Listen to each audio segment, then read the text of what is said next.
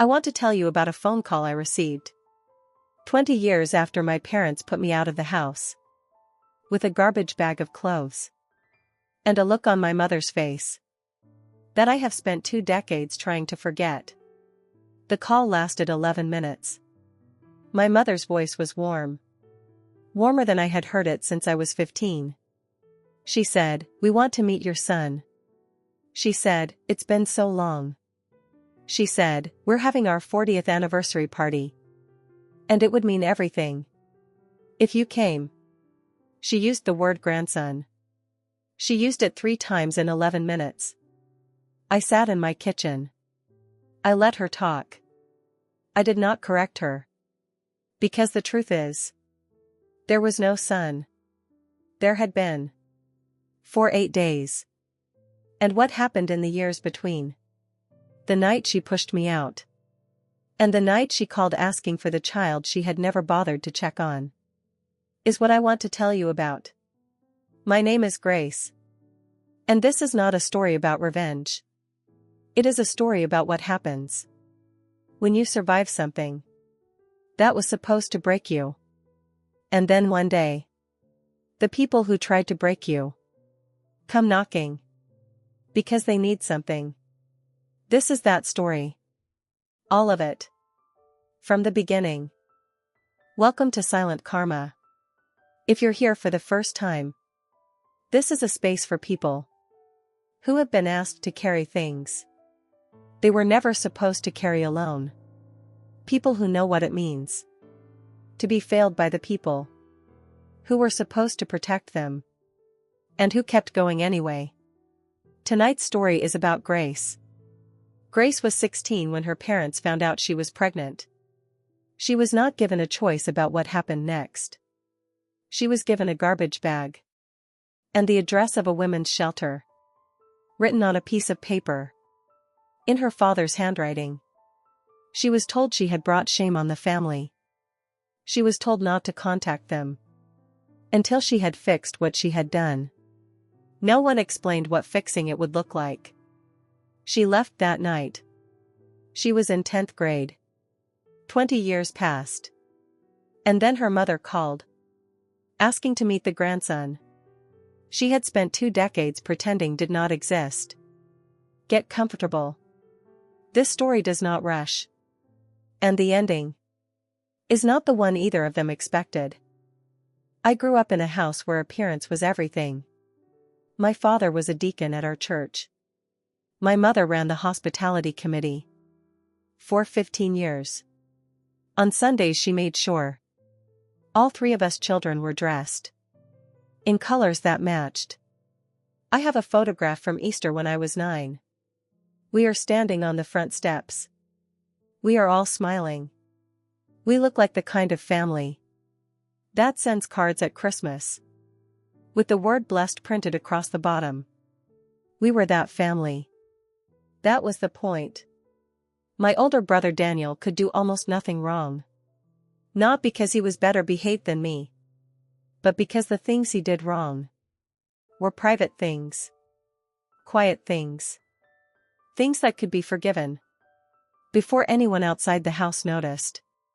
I understood this early. The rules in our house were not about right and wrong. They were about visible and invisible. As long as nothing visible was wrong, everything was fine. I was not a difficult child. I got good marks. I sang in the school choir. I helped clear the table without being asked. But I asked questions. I always asked questions. Why can Daniel stay out until 10? If I have to be home at 8? Why does the neighbor who is divorced get talked about like that at dinner? Why do we wave at the Hendersons on the street, but say those things about them when we get home? My mother used to say, "Grace, not everything needs to be examined." I never understood that. I still don't. My father was not an unkind man in most ways. He coached Daniel's baseball team. He helped neighbors move furniture. He remembered birthdays. At church, people called him a good man. And they were not wrong. But there was a version of him that only existed inside our house. A version that needed control. The way other people need air. Not loud control. Not dramatic control. Just the quiet certainty that everything in his house would behave the way he had decided it should. My mother was the translator. The one who smoothed things over. The one who appeared in doorways with explanations for his silences. He didn't mean it like that.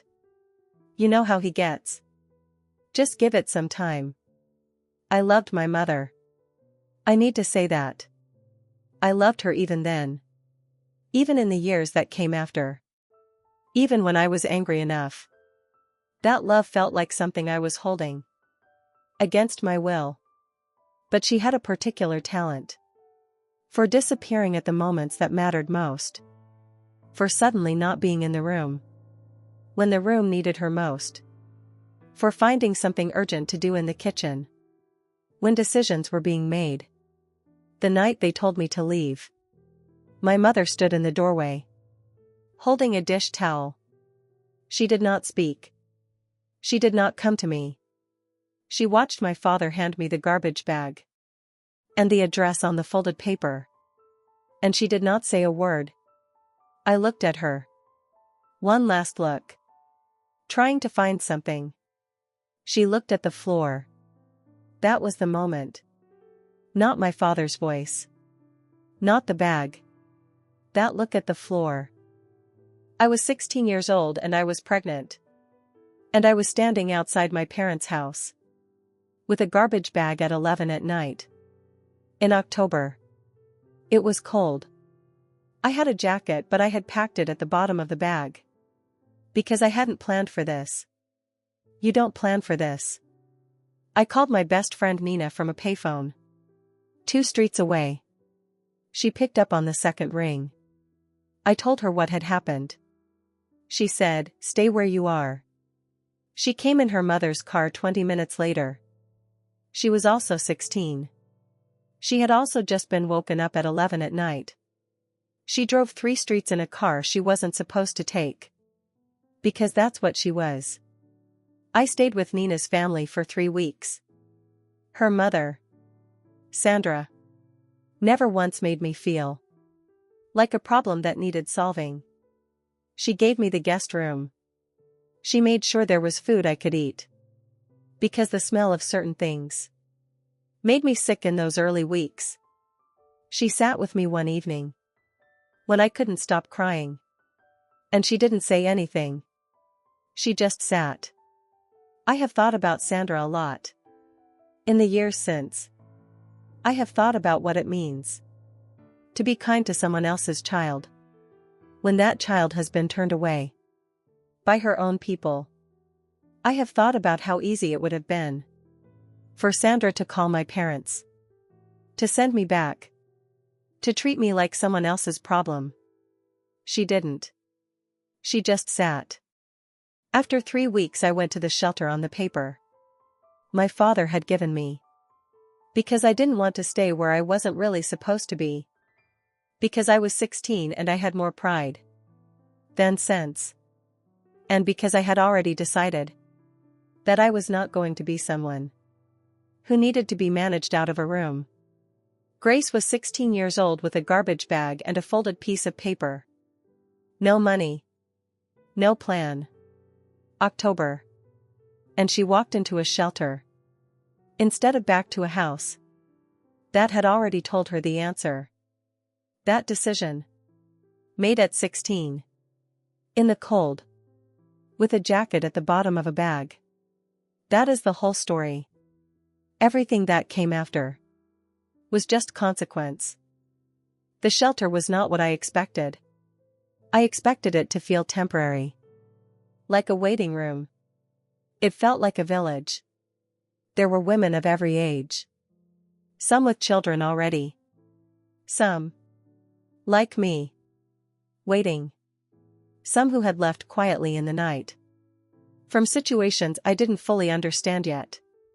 There was a woman named Constance, who was 47, and made soup every Thursday. that she left in a pot in the kitchen. For whoever needed it. There was a girl named Priya, who was 18 and reading law textbooks. At the communal table at midnight. There was a caseworker named Melissa, who had a filing system. I was convinced she had invented herself, because it made no sense to anyone else. Melissa enrolled me in the continuation school attached to the program. She found me a maternity support worker.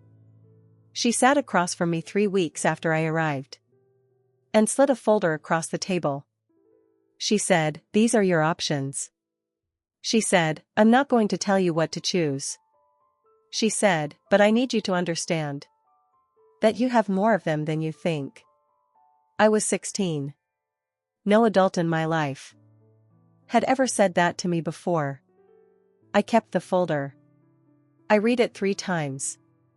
I made a decision. My decision. My son was born in April. He was early. 6 weeks early. The doctors said his lungs had not finished. They said, "We will do everything we can." They said, "He is fighting." He had dark hair, a small face, tiny fingers that curled around my finger when I touched his palm. I named him Thomas, after no one, just because it felt right. Just because when I said it quietly to his face through the incubator glass, it sounded like his name. He lived for 8 days. I am not going to describe those 8 days in detail. Some things are not for stories. Some things are just yours. What I will tell you is this. I was 17 years old. And I sat in a hospital alone. And I held my son for the last time. And I said his name. And there was no one there who should have been there, but wasn't. My parents did not know. I had not called them. I had decided months earlier that they had given up the right to be in that room. Nina came. Sandra came. Melissa from the shelter sat in the waiting room for 4 hours on a Tuesday, because she said she wasn't going anywhere. My parents were 30 miles away at a church fundraiser. I know because I saw the photograph later on the bulletin board. I am not angry about this anymore. I was for a long time. But anger like that requires a kind of energy that I eventually needed for other things. 8 days. There is no sentence after that. That makes it better. No explanation that softens it. Grace was 17. Alone. In a hospital. And the people who were supposed to be unreachable to her were 30 miles away at a church fundraiser. I think about that photograph on the bulletin board. Smiling faces. The word blessed. And I think about what Grace knew in that hospital room that her parents did not. Grief at 17 is a strange thing. It doesn't look the way it looks when you have a whole life around you to hold it in.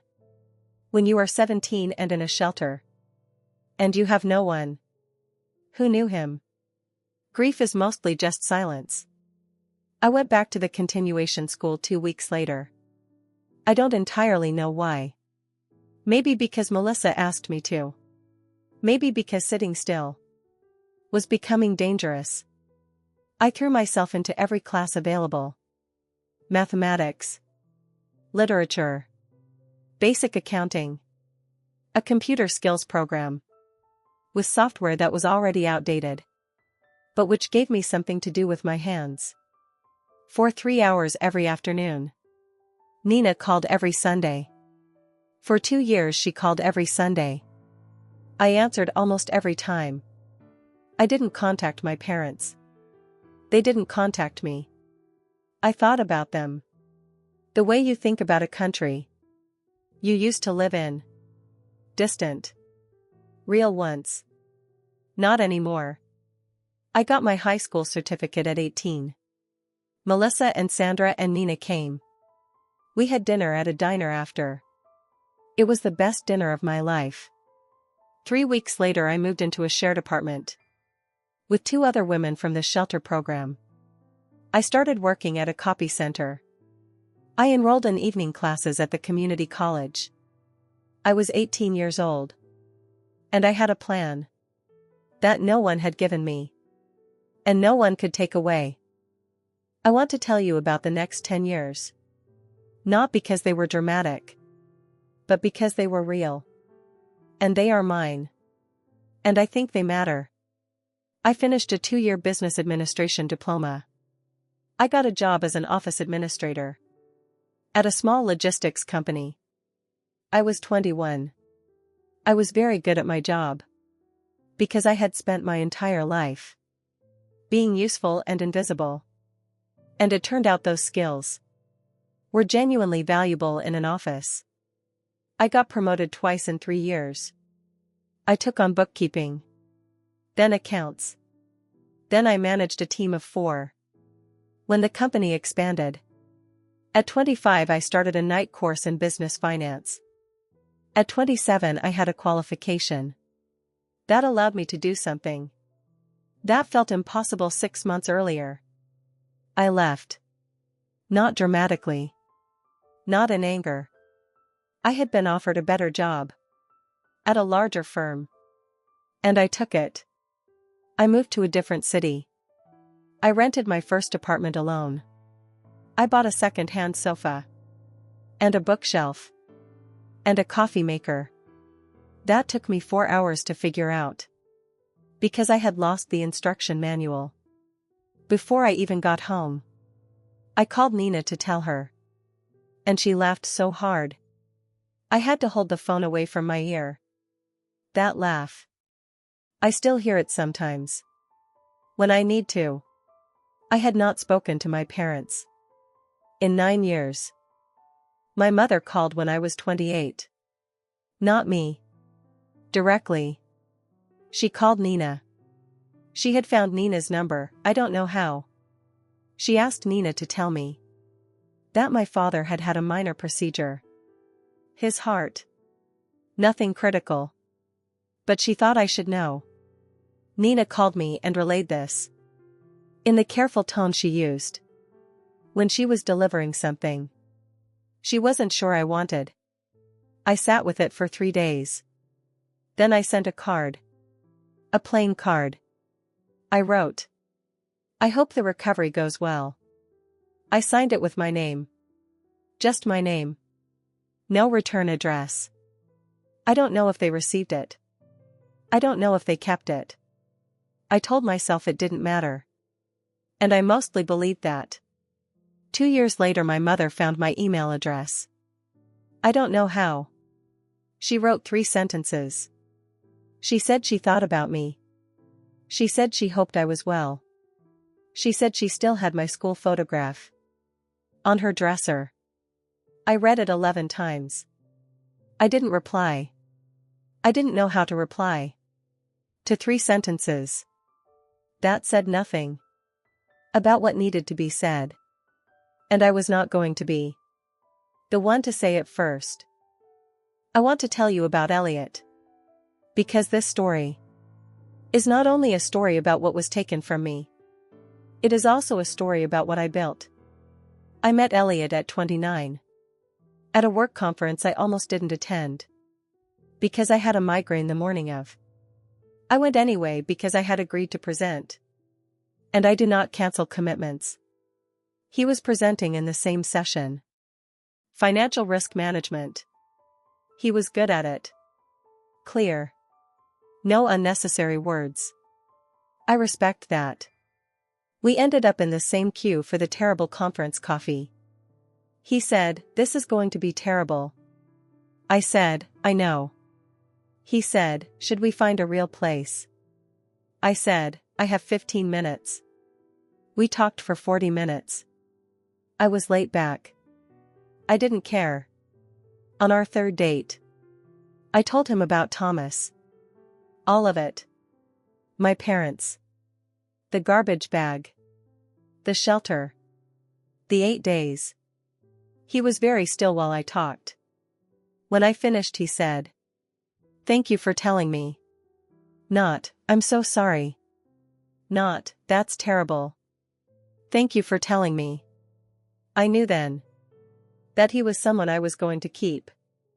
Elliot said, "Thank you for telling me." 4 words.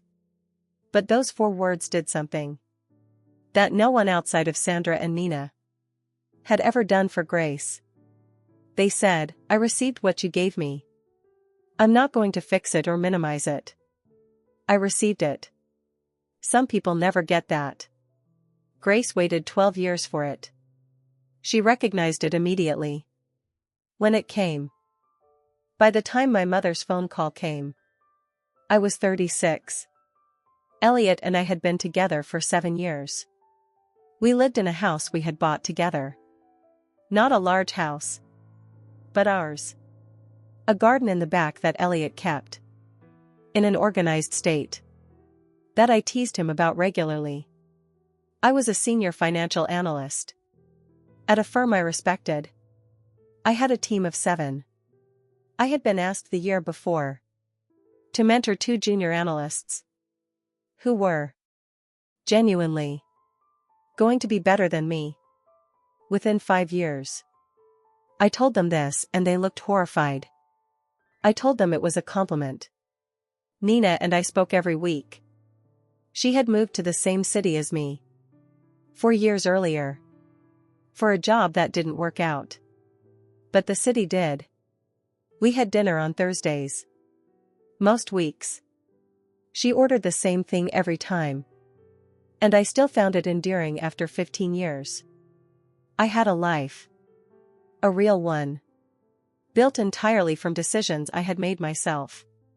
With no inheritance. No safety net. No one handing me anything.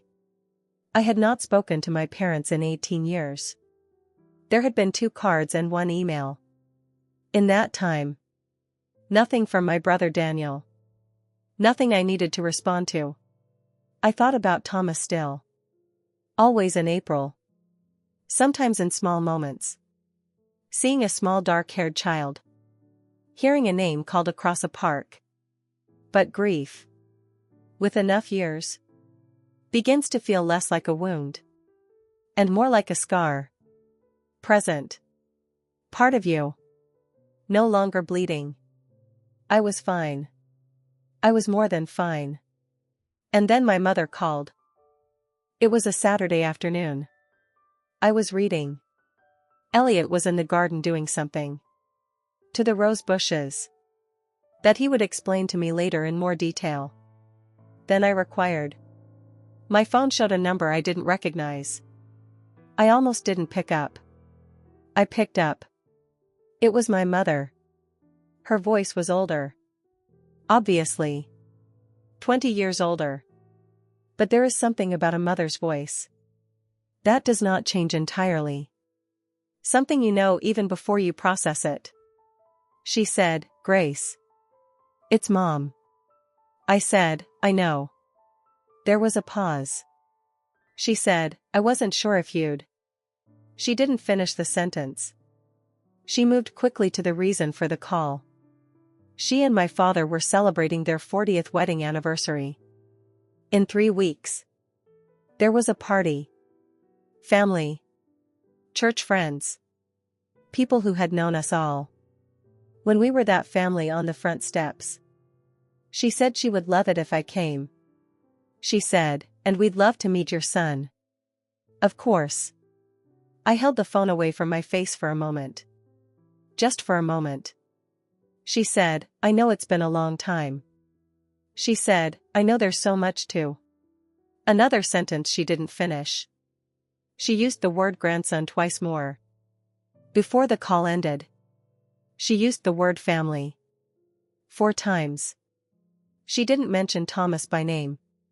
She didn't ask his name. She asked his age. Once. She assumed he was close to 20. I said, "I'll think about it."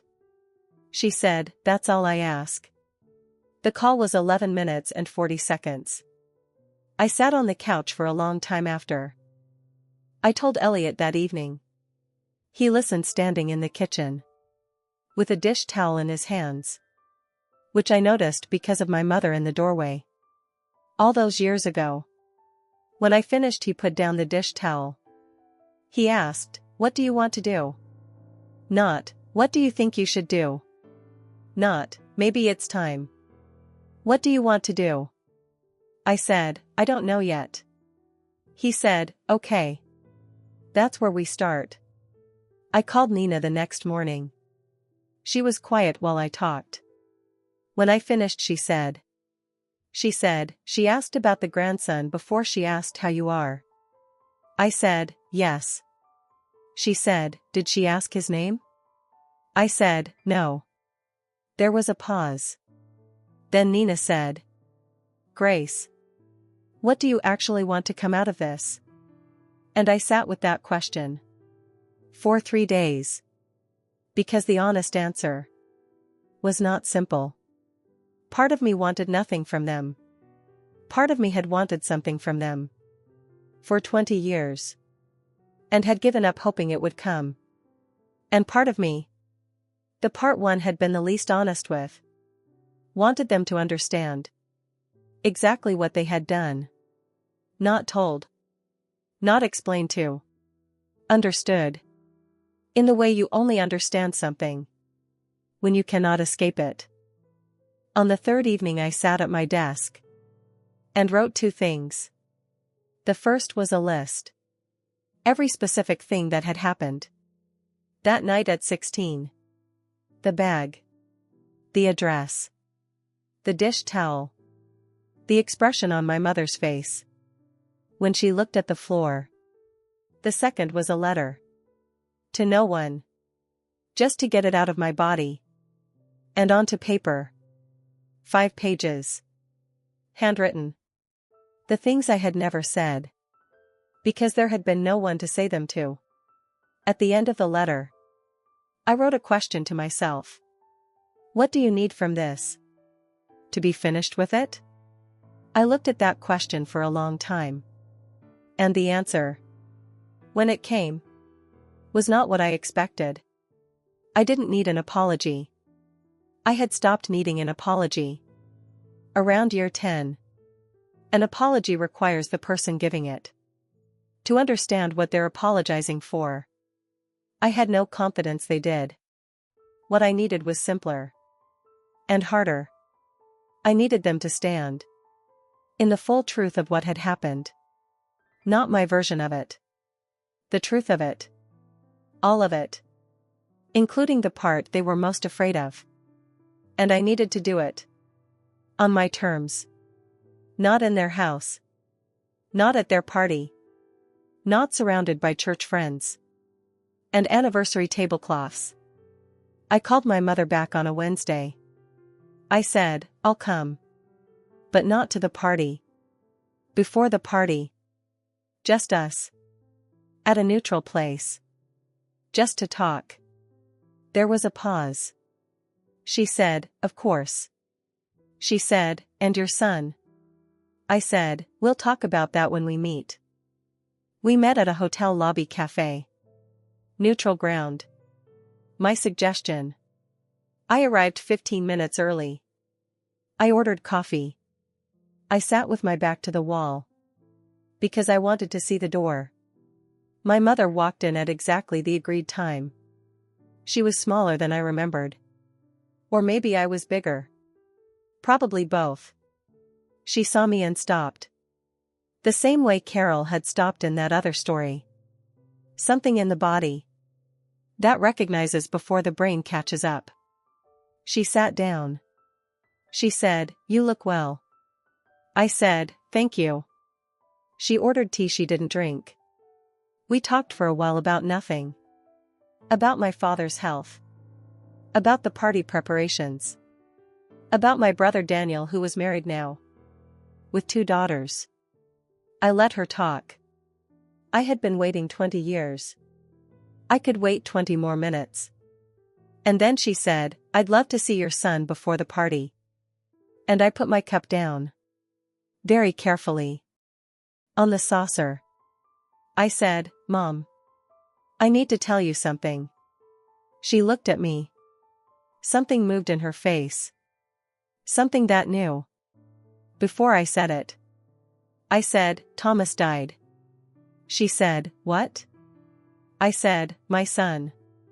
He was born 6 weeks early. He lived for 8 days. He died in the hospital. In April. The April after you put me out. The cafe was very loud. And very quiet at the same time. My mother put her hand over her mouth. She said, I didn't know. I said, I know you didn't. She said, Grace. I didn't. I said, I know. Because I didn't call you. I made a decision at 16. That you had given up the right. To be in that room. And I have spent 20 years. Wondering if I was wrong to make that decision. And I've decided I wasn't. Thomas died in April. And for 20 years. Her parents did not know. Because Grace had decided. At 16. That they had given up the right to know. Think about what that means. A child. Grieving alone. In a hospital. With no family. While her parents were 30 miles away at a church fundraiser. And then think about what it means. That 20 years later. They called asking for the grandson. They had never once checked on.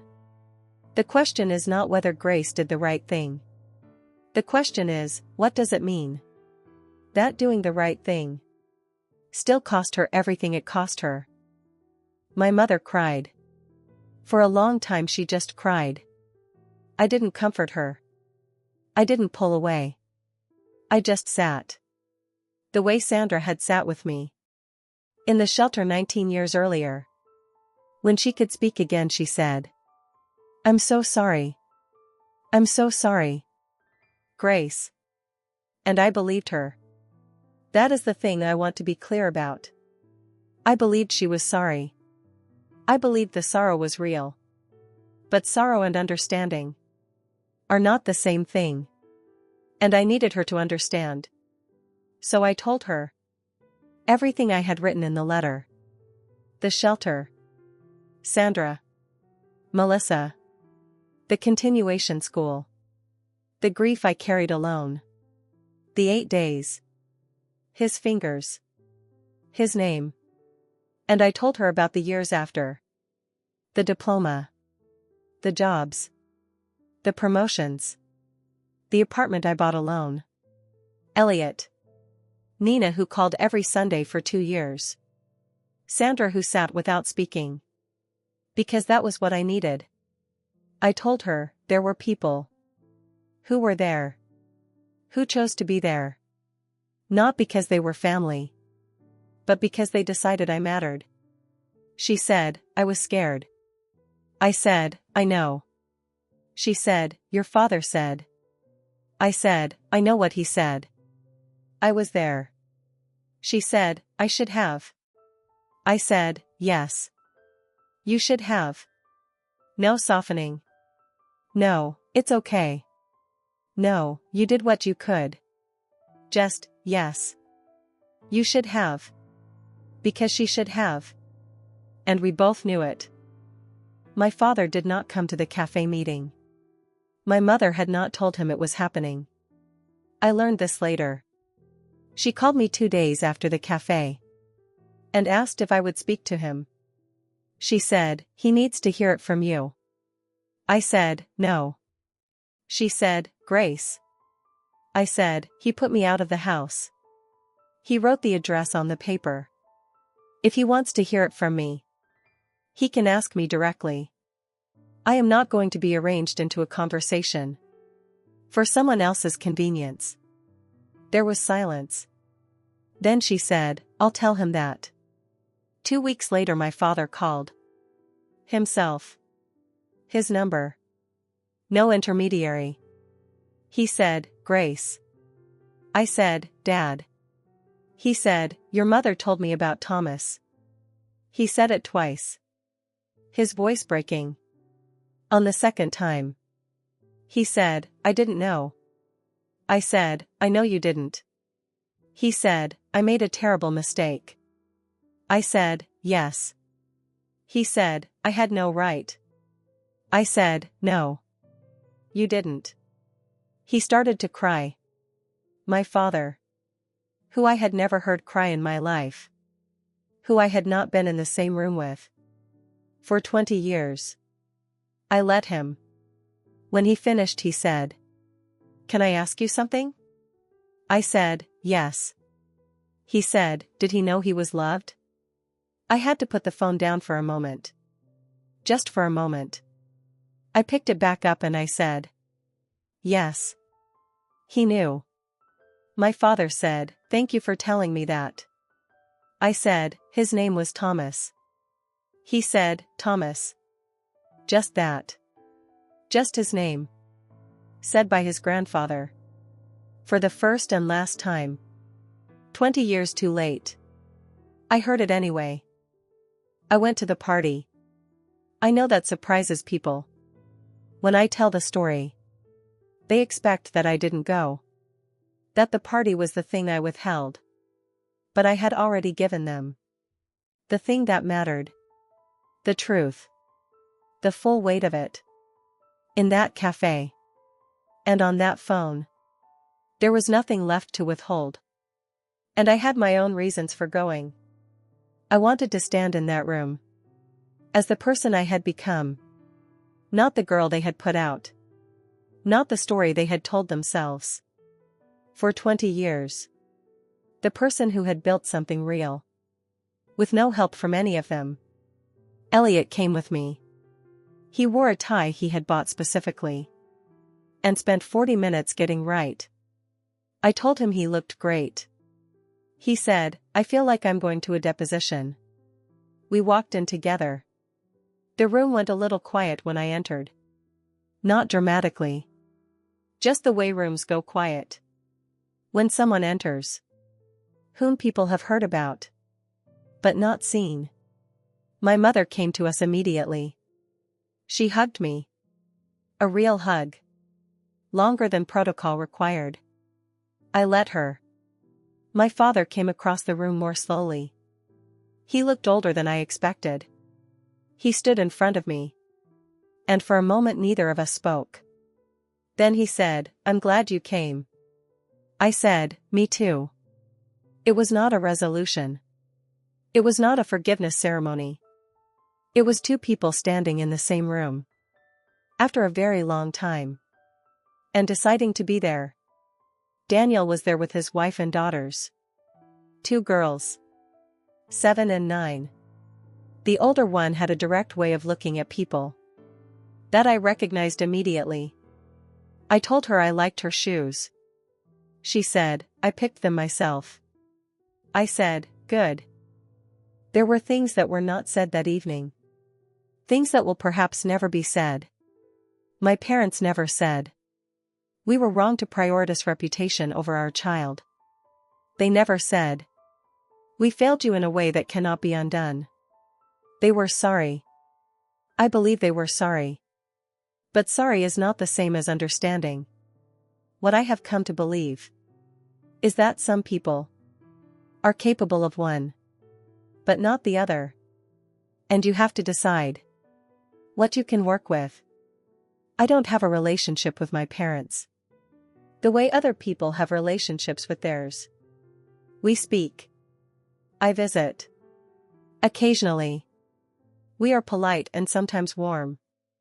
And occasionally something real passes between us. And I allow it.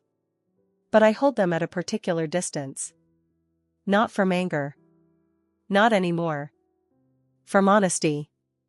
Some distances are not punishment. Some distances are just the accurate measurement of what is actually there. Thomas would be 20 years old this April. I still observe his birthday. Not loudly. Elliot and I go somewhere we both like. We have dinner. Sometimes I say his name out loud. Elliot says it back. I have thought a lot about what his 8 days meant. Not in a sentimental way. In a practical way. He was the reason I was at the shelter.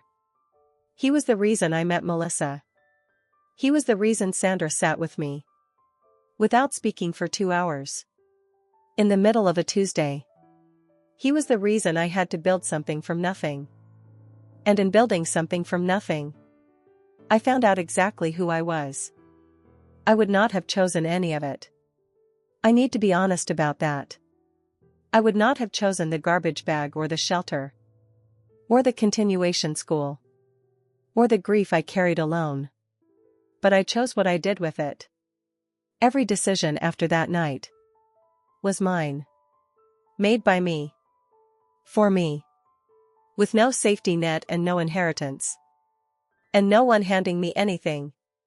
My parents called me a disgrace when I was 16. Not in those words. But that was what they meant. I have thought about that word. Disgrace. It contains my name. Grace. Preceded by something that is supposed to undo it. I don't think it did.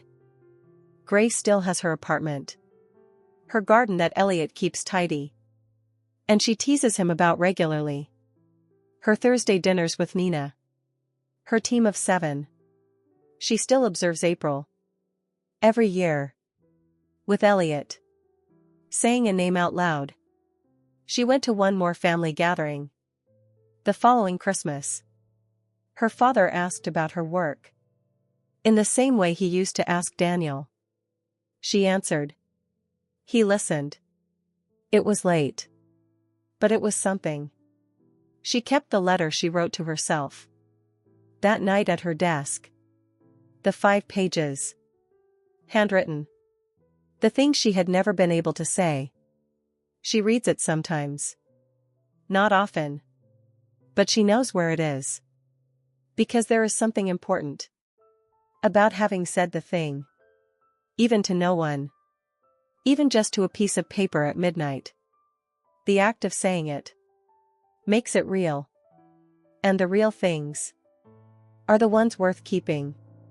If these stories find you somewhere quiet, if they remind you that the questions you have been afraid to ask are worth asking, please subscribe.